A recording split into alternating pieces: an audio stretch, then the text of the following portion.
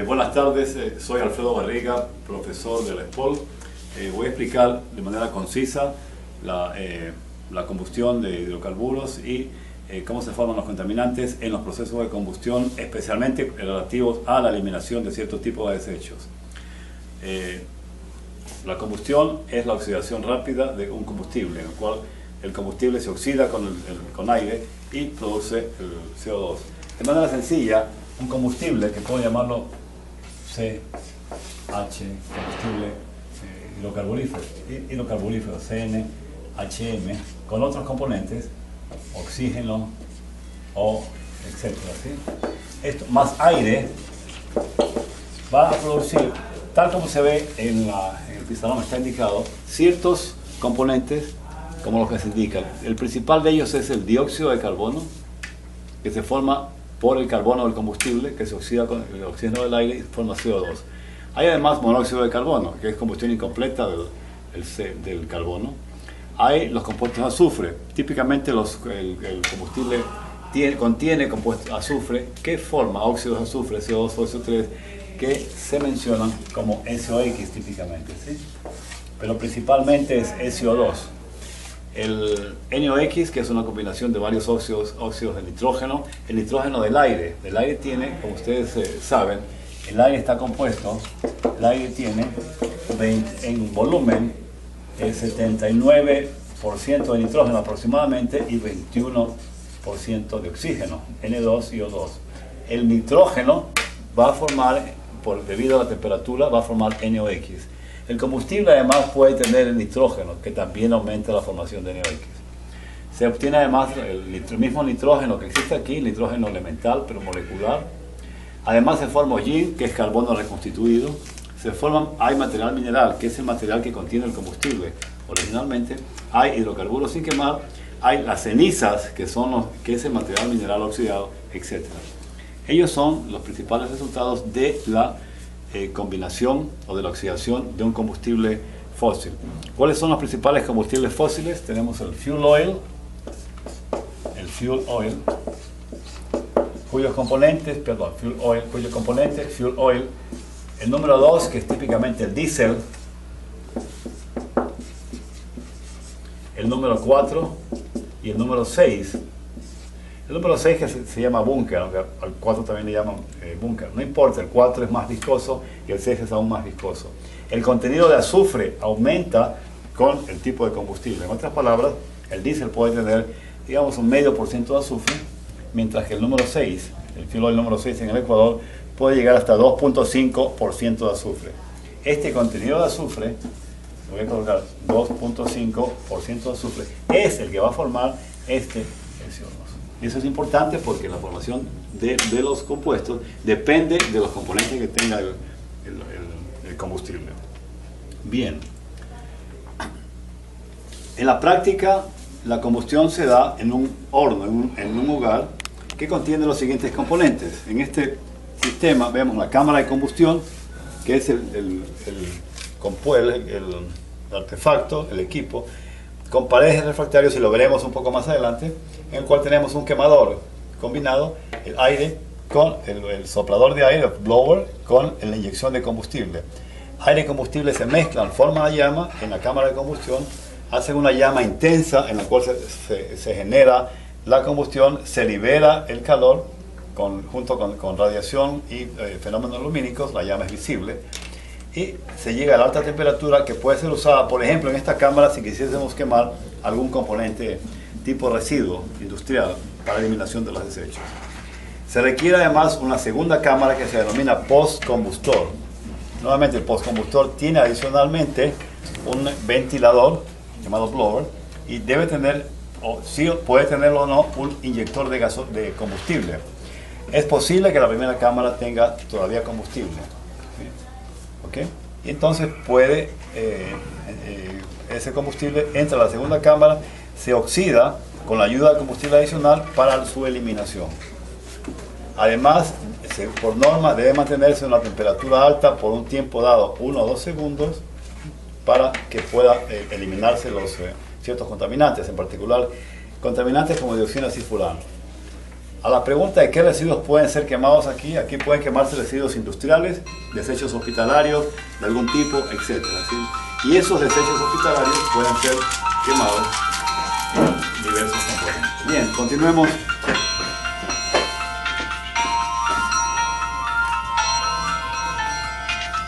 En definitiva, estos componentes requieren un tratamiento de gases en esta parte de la cámara, ¿sí?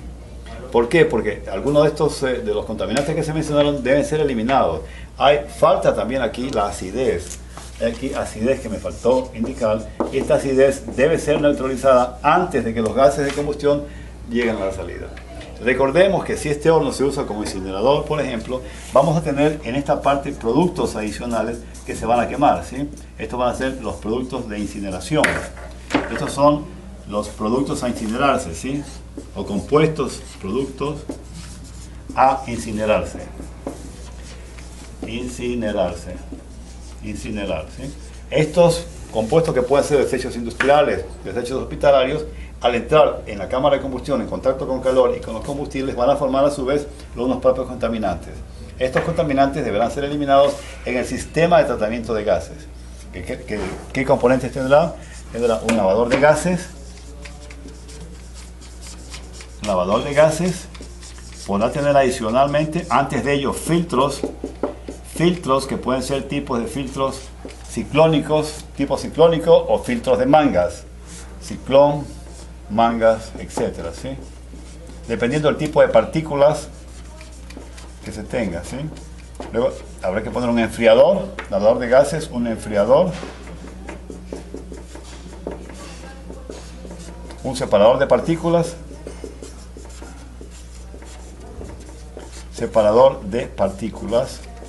Las partículas se llaman PM, que significa en inglés particulate matter o material particulado, ¿sí?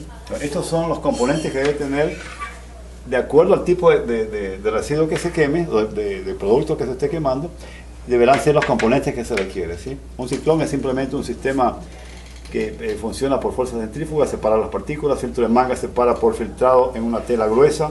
Lavador de gases también se lava con partículas, generalmente es húmedo, que puede a su vez tener el neutralizador, este lavador de gases más el neutralizador de pH, neutralizador de pH, ¿sí? Esto permite neutralizar la acidez o alcalinidad que puedan tener los gases producto de lo que se esté quemando en la cámara de combustión. Un enfriador, porque estos gases salen a alta temperatura y por norma no pueden ser emitidos al ambiente a esa temperatura, deberá entonces colocarse algún tipo de enfriamiento, que puede ser una mezcla, puede ser un sistema de intercambiador de calor, y luego el separador de partículas. Bien, estos son los componentes, ¿sí? que veremos luego en la presentación que haremos al aire libre. Repito,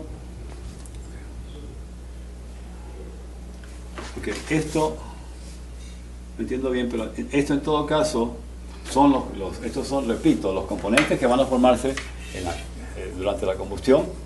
Acidez. ¿Sí? Entonces, ustedes pueden ver ustedes los componentes. Un punto que es importante aquí es la temperatura a la cual llegan estos puntos. Si la temperatura de la cámara está alrededor de 700 a 900 grados centígrados en la cámara principal, mientras que en el postcombustor la temperatura puede llegar de 900 a 1100 grados dependiendo del tipo de combustor. Okay. Repito, la temperatura de los gases en la cámara de combustión llegaba de 700 a 900 grados centígrados, mientras que la temperatura en el postcombustor es un poco mayor, de 900 a 1100. La razón de esto, de la diferencia, es que existen normas que imponen, por un lado, el tratamiento que deben seguirse de acuerdo al tipo de residuos que se está procesando. Si los residuos tienen compuestos halogenados, cloro, flúor, etc., van a requerir que la temperatura sea más alta y que se mantenga por alrededor de 2 segundos. Esa es una norma, ¿sí? 2 segundos. De que mantenga la temperatura alta de 1100 grados para eliminación de dioxinas y furanos, que son compuestos que se formarían a partir del cloro, flúor que existe. Por otro lado, hay dos tipos de normas básicas que atañen, por un lado, a la concentración de gases de salida y por otro lado, o sea, emisiones que se llama, y por otro lado calidad. Estas emisiones, es la norma de emisiones que impone límites a las emisiones tanto de CO2, pero principalmente de SO2, de NOx, de hollín, de material mineral, hidrocarburos sin quemar y de la acidez de las emisiones. O sea, se mide directamente dentro de la chimenea y se analiza cuáles son las concentraciones de estos productos. Normas ecuatorianas se aplican, por un lado, a las emisiones, pero por otro lado también se aplica a la calidad de aire. ¿Qué significa? Que habrá que medir en los exteriores, donde está la planta, a donde ha sido arrastrada los gases, para ver la mayor concentración durante el año, la concentración límite de compuestos como el SOx, SO2 o SO3, que se dan, pero ya a nivel de suelo en las localidades. Esta es la norma de calidad de aire. Repito, dos normas. Emisiones por un lado, que nos limita la cantidad de la concentración de contaminantes que pueden emitirse a la atmósfera en los gases de chimenea. Y segundo, calidad de aire, que nos impone un monitoreo necesario a través de todo el año, que permite establecer con qué concentración está llegando el aire, la estela de la chimenea, en los alrededores de la planta, está llegando durante el año. Se imponen límites a estas concentraciones y debe medirse por algún tiempo. Eso puede verse en la norma ecuatoriana de calidad de aire, que depende además del tipo de planta. Hay plantas eléctricas, por ejemplo, hay industrias de motores estacionarios, y la norma varía un poquito dependiendo del tipo de planta y del año que la planta fue impuesta. ¿Okay?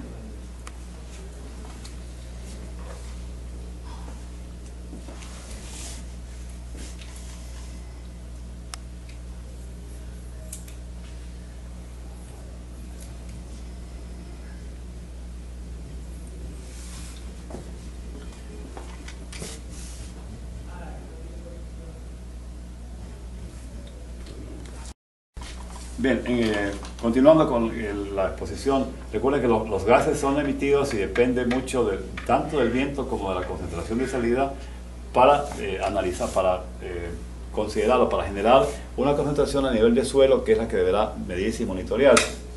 Todas estas regulaciones están contenidas en el TULSMA, que contiene todas las regulaciones ambientales. ¿Por qué ello? Porque en todos los países se está imponiendo el control de los contaminantes. Ecuador es un país que no se queda atrás y ya se ha actualizado bastante bien las regulaciones. Por tanto, las empresas están obligadas a cumplirlo. ¿Qué tipo de empresas? Dos tipos de empresas. Las que usan combustible, por un lado, generadores, etc. Y, segundo, las empresas dedicadas justamente a la eliminación de estos desechos. Ellas en particular deberán cumplir con todas estas normas porque están generando unos niveles de contaminantes que deben ser controlados. Esta regulación o estas normas que están contenidos, como lo vimos en el TULSMA, les imponen los pasos a seguir, les imponen las condiciones y les imponen los criterios que deben aplicarse. Asimismo, de una manera u otra, van guiando los tipos de equipos que deberán utilizarse, que van a tener todas estas empresas, las cuales, si se dedicasen, por ejemplo, a la eliminación de desechos hospitalarios, por el hecho de que estos desechos contienen o pueden contener compuestos halogenados como cloro o flúor, deberán verse abocadas a cumplir una regulación un poco más estricta en la temperatura del postcombustor, impuesto justamente sea en el TUSMA o sea por leyes específicas como las leyes de medio ambiente y las leyes de salud del Ministerio de Salud, que imponen ciertas limitaciones también al uso de equipos, por ejemplo, y a las condiciones con las cuales deben salir. Finalmente, debo hacer notar que estas regulaciones son regulaciones tanto nacionales como regionales y locales. En algunos casos, los municipios, de acuerdo a la ley, los municipios y las prefecturas pueden imponer regulaciones por lo menos igualmente estrictas, en algunos casos más estrictas que la nacional, implicando que el consultor, las personas que están interesadas o las personas que manejan desechos deben analizar en la ubicación en donde van a colocar la planta, porque la regulación puede variar y ser más estricta que la nacional y tener más exigencias en los niveles de eliminación de contaminantes que lo que la ley nacional dice.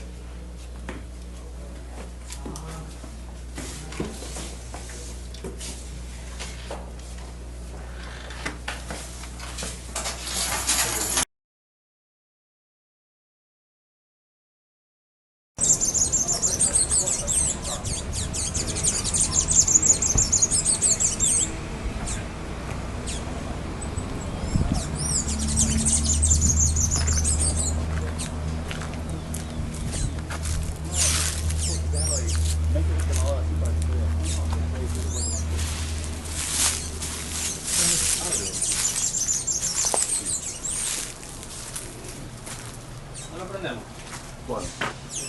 No.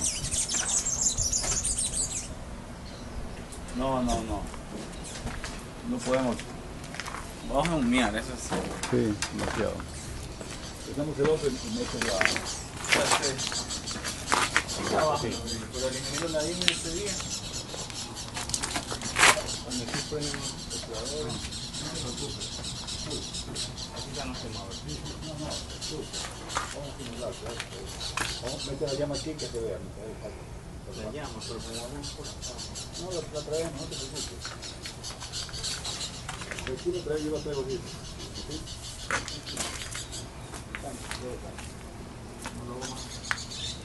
Esto no lo cancelé. ¿Era esto? No, eran los carros de... No te dice para sacar un poco de esa melaza ahí, que se vea. ¿Pero ando de...? No, pelita sobre el Mejor la dejamos. hagámoslo de una vez. Un Humberto, venga, una pista. A ver, déjame sacar mejor.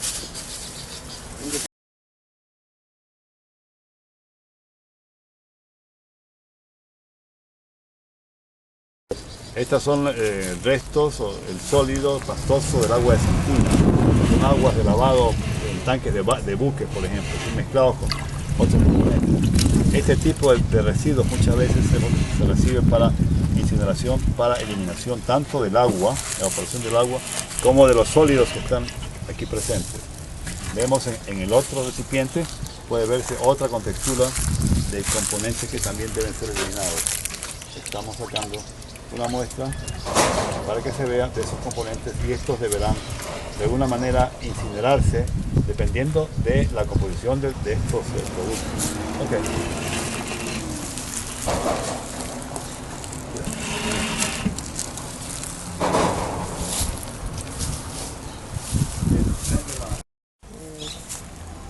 Bien, estamos en la estación experimental del Centro de Desarrollo Tecnológico Sustentable de la Facultad de Ingeniería Mecánica del SPOL.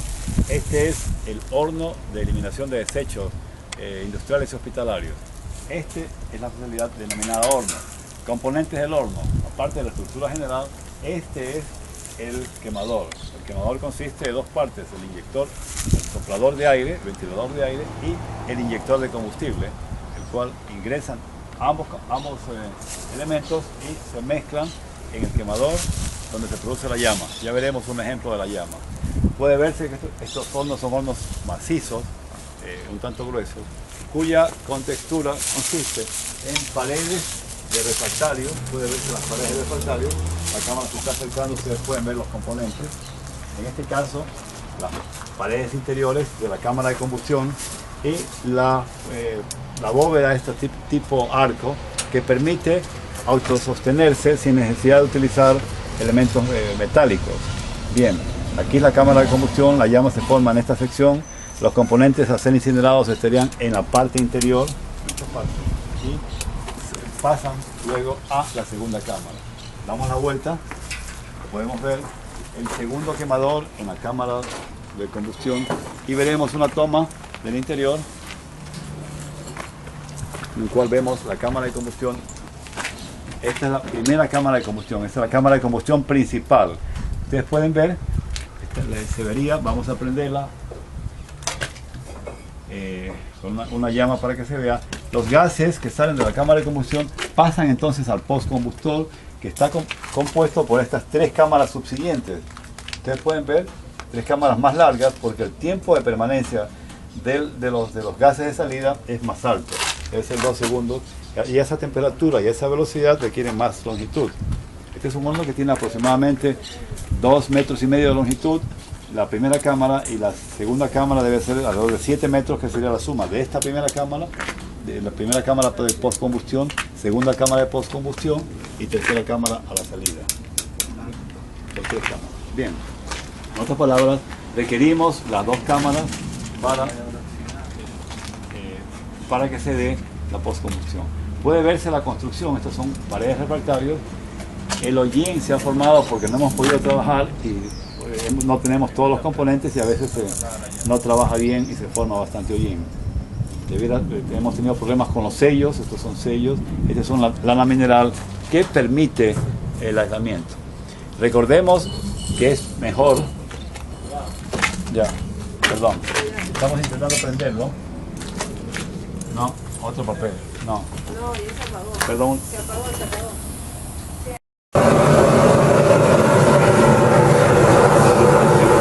Puede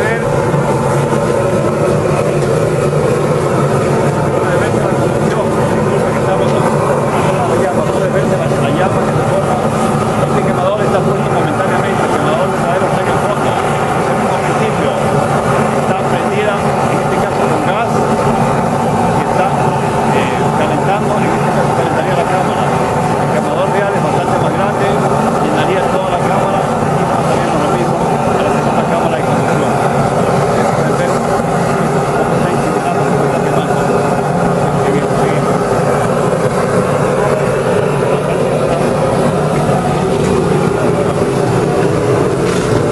Los gases de salida salen por la parte posterior, los gases calientes, sumamente calientes, salen por la parte posterior y deben pasar por los componentes que se mencionaron. Primero, un enfriador. El primer enfriamiento lo hacemos, en este caso, con mezcla con aire, dilución en aire, ¿sí? ¿Para qué? Para bajar la temperatura de 2100 grados a más o menos 900 grados y que podemos pasar por un contenedor de calor. ¿Por qué bajamos la temperatura? Porque a esa temperatura el impacto en los materiales es demasiado grande y costaría demasiado mantener un intercambiador de calor con materiales que aguante 1100 grados. De 850 a 900 grados ya es más manejable, ¿sí? Luego pasamos por un intercambiador de calor que permite bajar la temperatura, luego un enfriador por lavador, enfriador de gases por inyección de partículas.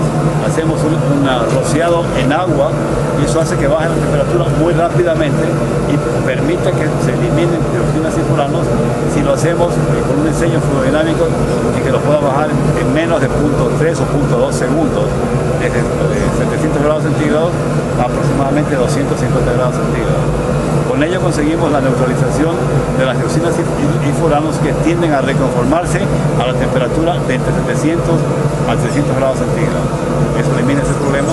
Los hemos eliminado en el postcombustor y hemos impedido su recomposición o recombinación en el sistema de enfriamiento rápido. Luego iría un lavador de gases que es el sistema posterior, y un neutralizador de acidez y alcalinidad, luego la salida por la chimenea que permite ventearlos a temperatura, ya a baja temperatura. Ustedes ya pueden ver la salida, los componentes que repito, el mezclador en aire, el sistema intercambiador de calor, que permite dos cosas: de enfriar un poco los gases y precalentar el aire de combustión. Precalentamos el aire de combustión, es otro ventilador que inyecta el aire justamente para la combustión y aprovecha para enfriar parcialmente los gases. El enfriador por rociado de agua, luego el Venturi con el lavador de gases, ¿sí? Y neutralizador, y finalmente la salida, el neutralizador y la salida por la chimenea de los gases. ¿Okay? Hacemos nuevamente la llama.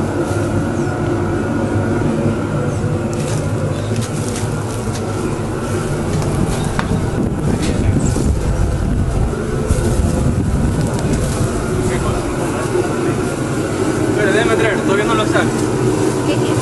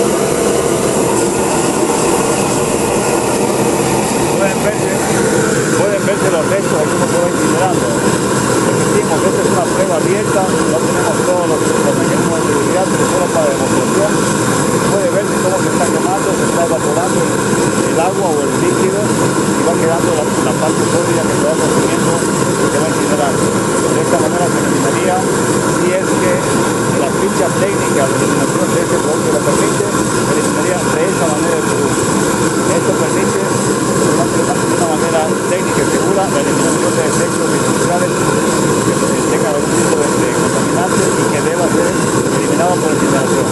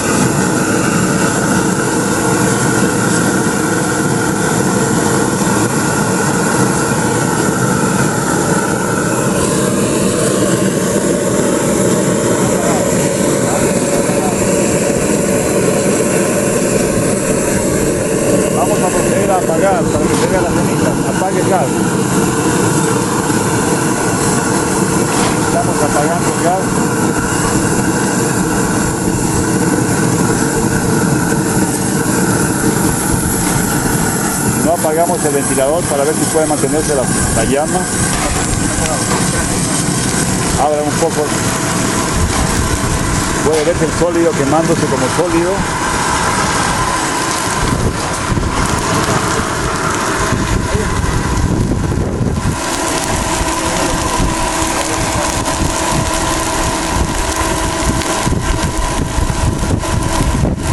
Ya va quemándose solamente como sólido.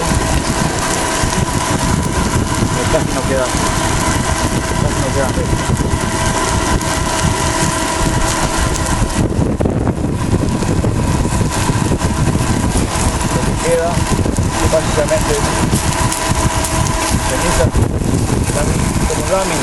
mismo papel. Es todo lo que quedaría. Y ese es el proceso de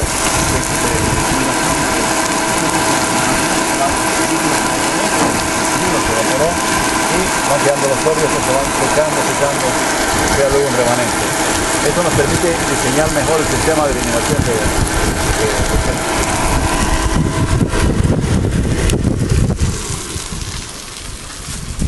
regresando al horno, hacemos notar la importancia del sistema de aislamiento. Este horno tiene paredes aislantes, como todo horno debe tener, y estas paredes fueron hechas con material refractario nacional.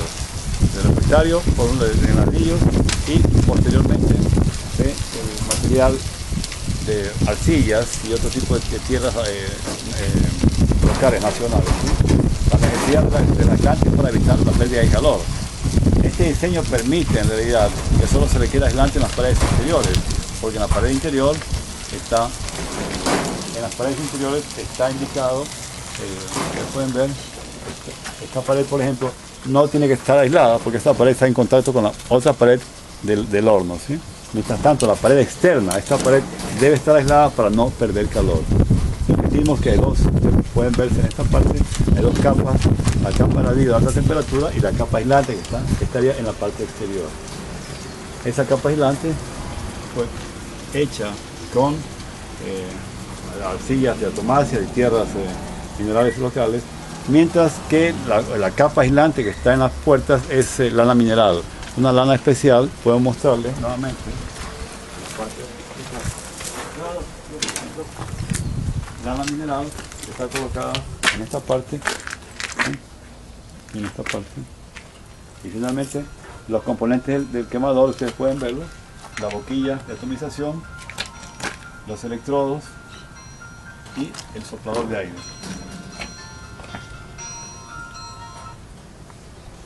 Hola.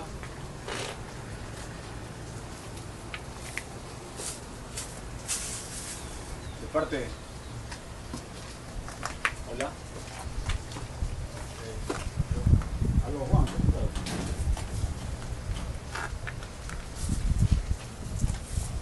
ya, te decía, no tiene una presentación que no importa. Te decía que recibí la mesa de la doctora. Estoy viendo a ver si el 5 puede. El 5 es una fecha.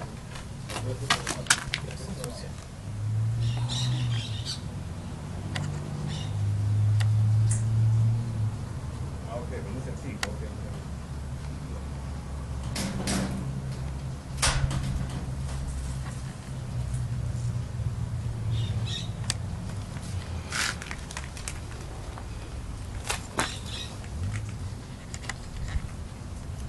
Pues podría en principio, me sería mejor el del 8.